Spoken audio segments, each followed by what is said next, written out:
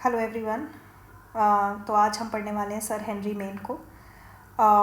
इनकी कुछ चीज़ें हैं इम्पॉर्टेंट पढ़नी, क्योंकि इन्होंने इंडिया में काफ़ी सारा टाइम स्पेंड किया था। तो इन्होंने ना बड़ी अलग अलग सोसाइटीज़ का कंपैरिजन किया, इंडिया का भी। तो इनके एक डॉक्ट्रिन जो है वो बहुत इंपॉर्टेंट है, which is status to contract, है ना।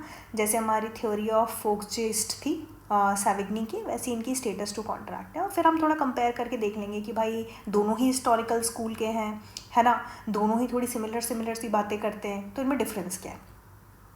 इन्होंने पहले बात किया कि सोसाइटी कैसे डेवलप हुई, लॉ कैसे हुआ। इन्होंने बड़ी कंपैरेटिव एनालिसिस किया है। इनकी ये इम्पॉर्टेंट और ख़ास बात है कि इन्होंने कंपैरेटिव एनालिसिस किया है, और प्रोग्रेसिव सोसाइटी क्या है, नॉन प्रोग्रेसिव सोसाइटी क्या है, सो on and so fourth he is spoken about it.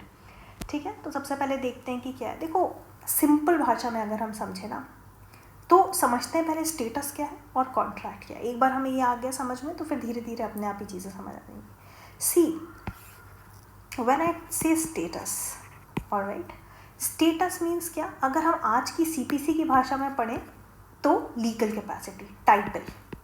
Okay, my name is Aastha Tiwari, I am Aastha Tiwari because my father is some Tiwari. I am my father's daughter is my title. मेरी खुद की कोई individuality नहीं है इनके according, है ना। स्टेटस का मतलब बता रही हूँ। मेरा स्टेटस क्या है कि मैं अपने फादर की बेटी हूँ, इसके अलावा मेरा कोई स्टेटस ही नहीं है, मेरी कोई इंडिविजुअलिटी नहीं है। ओके, तो ये कह रहे हैं इनके अकॉर्डिंग कि भाई एंशियंट, इन्होंने कंपैरिजन किया, I told you, progressive society versus ancient society. तो बोल रहे हैं ये कि एंशियंट सोसाइटी में ना ब्लड रिलेशनशिप के थ्रू आपका स्टेटस देखा जाता था। और ऑलमोस्ट सारी सोसाइटी, इन्होंने ये नहीं बोला कि इंडियन सोसाइटी अदरवाइज, ईस्ट और वेस्ट, अक्रॉस सोसाइटीज़, इन्होंने बोला ज़्यादातर सोसाइटीज़ पेट्रियार्कल थी, है ना। ऐसा नहीं है कि सारी ही थी, मेट्रीलिनियल भी थी, but most of them were patriarchal, है ना, जहाँ पर पिता का चलता था। हमने पढ़ा है कर्ता वाला कंसेप्ट, आपने देखा है कभी खुशी कभी गम, उसमें अमिताभ बच्चन बोलता है बस कह दिया ना तो कह दिया। तो हेनरी मेन का भी यही कहना था कि बस कह दिया ना तो कह दिया। पहले स्टेटस ये हुआ करता था, you are identified by your surname or by the virtue of the fact that you were born in a particular family rather than by your own individuality. This is status. पर इन्होंने कहा कि progressive society क्या है, जब तुम status से, तुम कौन हो, तुम्हारे पिताजी कौन है, उससे कोई फ़र्क नहीं पड़ता। तुम जब बाहर निकले, पढ़े लिखे, अलग सोसाइटी में आए, तो तुमने अपनी एक इंडिविजुअलिटी बनाई, तुमने लोगों से कॉन्ट्रैक्ट किया। कॉन्ट्रैक्ट का मतलब ये नहीं कह रहे ma'am section 10 Indian contract act तो कहाँ से आप बात करने लग गए। Contract means association, you started living on your own terms and conditions, right. माँ बाप से झूठ बोलने लगे, पहले हर चीज़ पहले माँ से बाप से पूछ के जाते थे, अब थोड़ा उसको मैनिपुलेट करने लग गए। नहीं, इसकी बात नहीं कर रही, but just I am giving you an example, right. Why did this happen, क्योंकि मॉडर्न वर्ल्ड हुआ, इंडस्ट्रियलाइजेशन हुआ, मॉडर्नाइजेशन हुआ, थोड़ी घर बार छोड़ के जाना पड़ा, बाहर काम करना पड़ा। तो अब मैं एज अ ग्रुप आइडेंटिफाइड नहीं हूँ, I am not identified as a Tiwari, but I am identified as Aastha, because I have individual connection और एसोसिएशन विद पीपल। ठीक है, अब मैं झुंड में नहीं आइडेंटिफाइड हूँ, क्यों, क्योंकि मैं बाहर निकली, मुझे काम पड़ा। अब हर कहीं मैं अपने सरनेम का तो नहीं लेकर चल सकती ना, मेरे घर में काम करता होगा, मेरा सरनेम बाहर नहीं करता।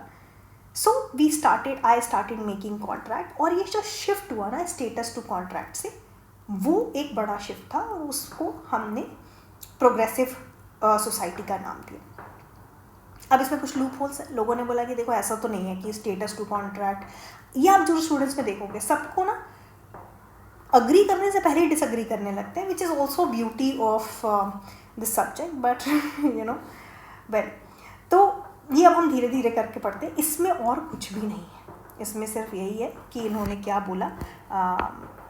कुछ लोगों ने बोला कि नहीं, ये जो इनका स्टेटस टू कॉन्ट्रैक्ट है वो हर जगह एप्लीकेबल नहीं है।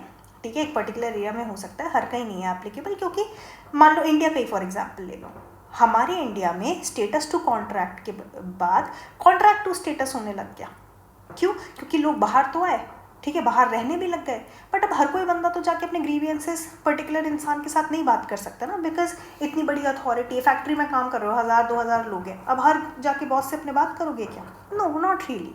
Then they started forming associations, and then अब ऑब्वियसली जहाँ एसोसिएशन आ गया वहाँ तो कोई हेड होगा। आप यूनिवर्सिटी में पढ़ रहे हो, वहाँ का कोई वाइस चांसलर होगा, है ना? तो again then you were identified as a group. So for example, you are teaching in a university, now you are identified, you have a certain status कि you are a professor or assistant professor of this university, right? फिर आपके काम होने लग गए, समझ रहे हो आप? तो we'll see this one by one. About him पढ़ लेते हैं. Founder of English historical school हैं ये, है ना? इनके फेमस वर्क हैं एंशियंट लॉज 1861, और ये बड़ी इंपॉर्टेंट वर्क है इनका. विलेज कम्युनिटीज़, अब कैसे याद करें मैम, ये तो चलो ठीक है, इसको ना याद करने की ट्रिक बना लो या निमोनिम बना लो या जिंगल बना लो. जैसे village communities in east and west, ठीक है. एंशियंट है तो ऑब्वियसली हिस्टोरिकल स्कूल से ही होंगे. हिस्टोरिकल स्कूल के कुछ 2-3 मेन ही जूरिस्ट्स हैं, उनका नाम याद कर लो, ठीक है. Lectures on the early history of institutions, early history obviously historical school. Dissertation on early law and custom, law and custom की बात है. सेविग्ने और ये दोनों ही बोलते थे कस्टमरी लॉ, दोनों ने ही बोला कि लॉ इज इवॉल्व्ड, ठीक है, एंड नॉट मेड. ये दोनों क्लियर थे इस बात पे. और इनकी theory of status to contract बड़ी इंपॉर्टेंट है. अब development of society in early period क्या था? मेन के according earliest period of history में हर कहीं पेट्रियार्कल सोसाइटी थी, ठीक है, जहाँ पर सब अपने पिता की बात सुनते थे, जो भी मेल था उसकी बात मानी जाती थी. और जो फैमिली थी वो एक यूनिट थी. आप जब अगर अपना फैमिली लॉ पढ़ते होगे तो जब सोर्सेज ऑफ लॉ पढ़ते होगे तो मनुस्मृति में भी पहली बार जो स्मॉलेस्ट यूनिट थी वो इंडिविजुअल नहीं थी, वो फैमिली थी, राइट? तो इन्होंने भी यही बोला कि सबसे स्मॉलेस्ट यूनिट जो थी फैमिली थी और ना ही इंडिविजुअल. तो इंडिविजुअल पे ज़्यादा ध्यान ही नहीं दिया. फैमिली हो ना, तुम इस चीज़ को बिलोंग करते हो, ठीक है, तुम्हारी आइडेंटिटी तुम्हारी फैमिली से, ठीक है. और फिर जो फैमिली थी उसने और बिगर फॉर्मेशन बनाए, तो वो ट्राइब बन गई, है ना? ट्राइब ने और बिगर एसोसिएशन बनाया तो कॉमनवेल्थ हो गया, so on and so forth. तो सबसे स्मॉलेस्ट यूनिट वाज फैमिली, ठीक है. और this family was dominated by the male, eldest male जो था, कर्ता बोल दो उसको फैमिली का, वो था. और जो फीमेल्स थी, लाइक आई टोल्ड यू, जो फीमेल्स थी उनकी कोई इंडिविजुअलिटी नहीं थी. They did not have any individuality but status, है ना? अभी आपको, अगर आपको लॉ पता है तो आपको पता होगा कि कोपार्सनरी का भी राइट, उनको एज एन आइडेंटिटी कोपार्सनरी भी बाद में ही रिकग्नाइज किया, ठीक है. So this was development of society in early period according to me. Development law क्या ऑफ लॉ क्या हुआ? देखो, सबसे पहले हमने पढ़ा था king can do no wrong. King ने डिसाइड कर दिया तो सही होगा. क्यों? क्योंकि माना जाता था कि जो किंग है, he is the administrator of the judgements, और who is the maker of these judgements? These judgements are divinely inspired by the God, है ना? गॉड की डायरेक्ट इंस्पिरेशन थे वो. तो इसीलिए इसको माना जाता था कि king can do no wrong, पहली बात.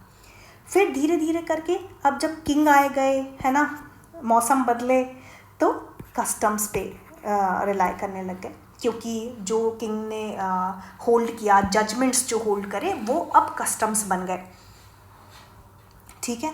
फिर जो भी प्रीस्ट ने बोला, है ना, अब कस्टम्स आप कैसे याद रखोगे? जो भी प्रीस्ट थे उन्होंने जो प्रथाएं कंटिन्यू करी, उसको इन्होंने लॉ बोला. नेक्स्ट आया हमारा कोडिफिकेशन, है ना. लॉ जो है आपने देखा होगा कि अब जैसे आईपीसी, सीआरपीसी, ये सारे कोडिफाइड लॉज हैं. तो यहीं से हमारा क्वेश्चन आता है कि प्रोग्रेसिव सोसाइटी और नॉन प्रोग्रेसिव सोसाइटी में क्या अंतर है? तो ये बोलते हैं कि जो भी सोसाइटी कोडिफिकेशन के बियॉन्ड भी वर्क करती है, that is a progressive society. ये क्या बोल दिया मैम, अभी तक तो समझ में आ रहा था, ये क्या हो गया? मैं बताती हूँ क्या हुआ। देखो, कोडिफिकेशन मतलब क्या? लॉ बोल दिया जो बोल दिया, है ना। हम पढ़ते हैं स्ट्रिक्ट इंटरप्रिटेशन कि बस जो दिया है उसको वैसे ही इंटरप्रेट करना है, बट कई बार ऐसा पॉसिबल नहीं हो पाता, है ना। हो सकता है कि सिर्फ ब्रीच ऑफ कॉन्ट्रैक्ट से काम नहीं चल रहा है, उसको स्पेशल, पहले एसआरए जो हमारा हुआ करता था वो इक्विटी बेस्ड लॉ था, है ना। कोर्ट को लगता था तो दे देता था, अब तो खैर चलो specific performance of contract mandatory हो गया है, बट पहले इक्विटेबल रिलीफ था ये। या फिर कई बार क्या होता है कि लॉ को ऑफेंड नहीं करना चाहते, है ना, लॉ जैसा लिखा है वैसे ही लिखा है, बट उसमें एक लीगल फिक्शन क्रिएट कर देते हैं, है ना। आईपीसी में आपने देखा होगा सेक्शन 4 सेक्शन 2 का जो रिलेशन है कि भाई अगर मान लो फ्लोटिंग टेरिटरी ऑफ इंडिया में कोई ऑफेंस हुआ है ना, शिप पे ऑफेंस हुआ है, या ऐसा कोई साइबर ऑफेंस है जो किसी ने बाहर कंप्यूटर में पाकिस्तान में बैठ के किया, बट अगर वो इंडियन सिटीजन द्वारा किया गया है तो मान लिया जाएगा, it will be deemed as if it was done within the territory of India. तो एक लीगल फिक्शन क्रिएट करते हैं as if it was done as per the law, ठीक है। तो ये सब क्या है, what is this? This is progressive society. Why? जो इन स्टेजेस, जो कोडिफिकेशन की जो स्टेज है उसके बियॉन्ड भी काम करती है, ठीक है। वो सिर्फ ये नहीं देख रही है कि क्या दिया है, वो ये भी देख रही है कि क्या ज़रूरी है, सोसाइटल नेसेसिटीज़ क्या है, ओपिनियंस क्या है, और उसके अकॉर्डिंग लॉ को एडवांस कर रही है, ठीक है। So this is one thing. तो उसी के कॉन्टेक्स्ट में बोला कि 3 चीज़ें इंपॉर्टेंट हैं। लीगल फिक्शन, एक सोसाइटी है जो प्रोग्रेसिव है, जो लीगल फिक्शन फॉलो करती है, इक्विटी फॉलो करती है, और लेजिस्लेशन फॉलो करती है। अब लेजिस्लेशन फॉलो करती है मतलब लेजिस्लेशन में अमेंडमेंट फॉलो करती है, ठीक है। लीगल फिक्शन में क्या होता है कि लीगल फिक्शन में एक अजम्पशन रेज कर दिया जाता है, जो लॉ को ऑफेंड नहीं करता उसको ऑल्टर कर देता है बिना उसको चेंज किए, ठीक है, उसका मीनिंग को मॉडिफाई कर देता है in a way. Okay, so this is clear. Progressive and non progressive society भी just discussed. Status to contract, मैंने आपको बताया कि पहले लोग अपनी फैमिली के द्वारा जाने जाते थे, ठीक है, बट धीरे धीरे करके ये फैमिलीज डिसइंटीग्रेट होने लग गई। मैं आप लोगों को ना एक बुक भी बताऊंगी जूनियर स्टूडेंट्स के लिए, मुझे तो बहुत अच्छी लगी। तो डिसइंटीग्रेट होने लग गए वो, क्यों? काम के चलते, है ना, लोगों को मूव करना पड़ा, दे ट्रैवल्ड, और ऑब्वियसली जब ट्रैवल करने लग गए तो अपना खानदान लेकर तो वो चल नहीं सकते, तो वो सिर्फ एक अकेले बंदे रह गए। अब जहाँ फैमिली स्मॉलेस्ट यूनिट हुआ करती थी, अब वहाँ पर इंडिविजुअल स्मॉलेस्ट यूनिट हो गए, ठीक है। और सिविल कॉन्ट्रैक्ट्स में दे स्टार्टेड एंटरिंग।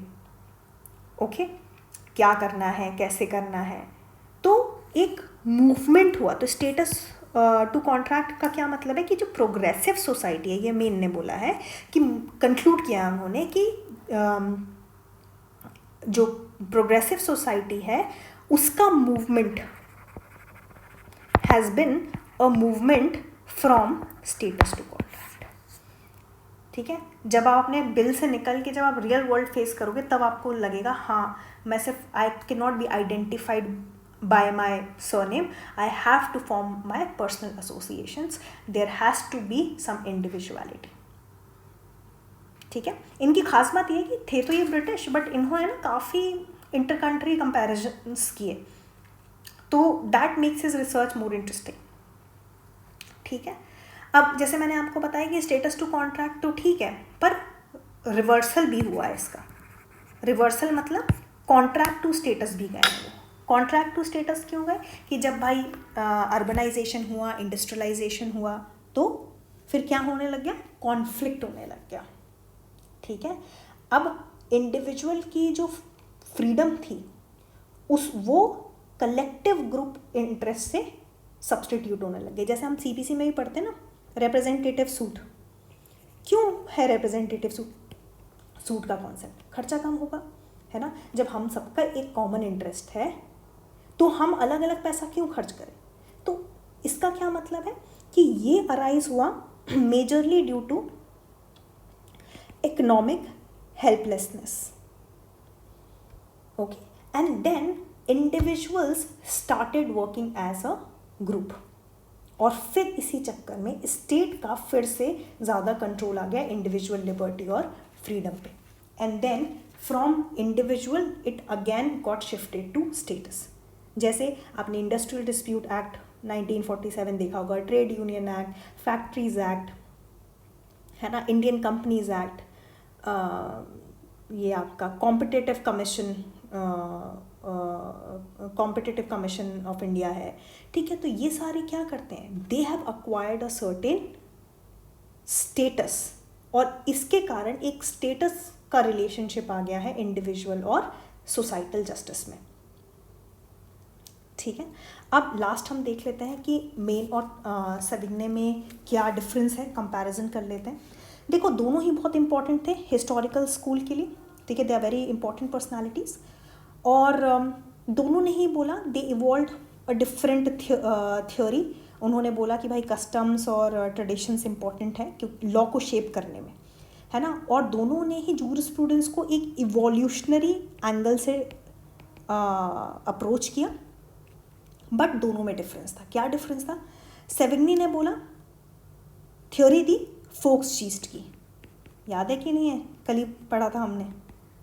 फोक्सचीस्ट मतलब जो जनता बोल ले, अब वो कैसी भी हो. ठीक है, इनका तो सवाल ही नहीं होता. जनता के केस में तो कंपैरेटिव एनालिसिस का सवाल ही नहीं होता. और जो ये थे अपने मेन, इन्होंने इंडिया का भी कंपैरेटिव एनालिसिस किया. इंडिया की सोसाइटी, इंडिया में बहुत टाइम रहे तो इंडिया की भी बात करी, है ना, अलग अलग देशों की बात करी.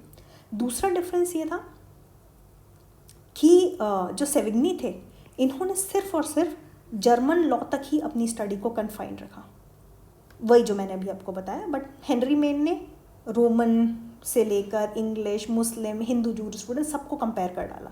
ईस्ट और वेस्ट की सारे जूरिस्प्रूडेंस को कंपेयर कर डाला. ओके, सेविग्ने बहुत ही अगेंस्ट थे कोडिफिकेशन के, है ना. नहीं, कोडिफिकेशन तो हो ही नहीं सकता भाई, जो भी लोगों ने बोला है, जो कस्टम्स है वही है, कोडिफिकेशन तो बहुत गलत चीज़ है. Whereas Henry Maine favour में थे कोडिफिकेशन के. उन्होंने बोला कि भाई प्रोग्रेसिव सोसाइटी होगी जो उसके बियॉन्ड जाए, है ना. लॉ कमीशन के मेंबर भी थे जो गवर्नमेंट ऑफ इंडिया ने अपॉइंट करी थी 1861 में. ठीक है, सेविग्ने बिल्कुल ही नेचुरल लॉ के अगेंस्ट थे, है ना. मेन ने इसके बारे में कुछ नहीं बोला.